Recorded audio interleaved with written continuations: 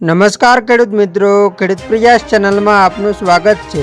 આજે તારીખ 30 ઓક્ટોબર 2025 બપોરના મહત્વના હવામાન સમાચાર। ચેનલમાં નવા આવો તો સબસ્ક્રાઇબ કરી લેજો। ગુજરાત રાજ્યમાં વધુ એક વરસાદી સિસ્ટમ સક્રિય થઈ છે, જેના પગલે આગામી 4 દિવસ સુધી ધોધમાર વરસાદ પડવાની આગાહી કરવામાં આવી છે।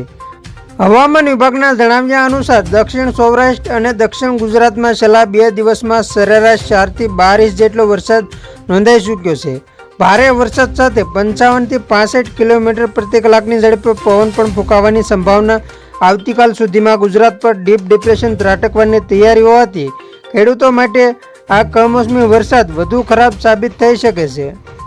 અરબી સમુદ્રમાં સક્રિય થયેલું એક ડિપ્રેશન ગુજરાતના વેરાવળથી લગભગ 430 કિલોમીટર દક્ષિણ પશ્ચિમમાં પૂર્વ મધ્ય અરબી સમુદ્રમાં કેન્દ્રિત છે। ગુજરાત પર માવઠું હજુ પીછો નથી છોડતું। છેલ્લા કેટલાક દિવસથી ધોધમાર વરસાદની પૂરની સ્થિતિ વધી છે અને હવે 3 હવામાન નિષ્ણાતોએ આગામી 5 દિવસ માટે મોટી આગાહી જાહેર કરી છે। આ વાવાઝોડું મોન્થાના અવશેષો અને બંગાળની ખાડીમાંથી આવતા નિમ્ન ચાપ વાવાઝોડાના પ્રભાવને કારણે છે।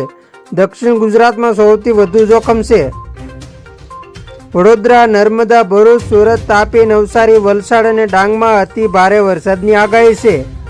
દક્ષિણ સૌરાષ્ટ્રમાં પણ ભારે વરસાદની ભીતિ છે। અમરેલી, ગીર સોમનાથ, જૂનાગઢ અને બોટાદમાં ઓરેન્જ એલર્ટ છે।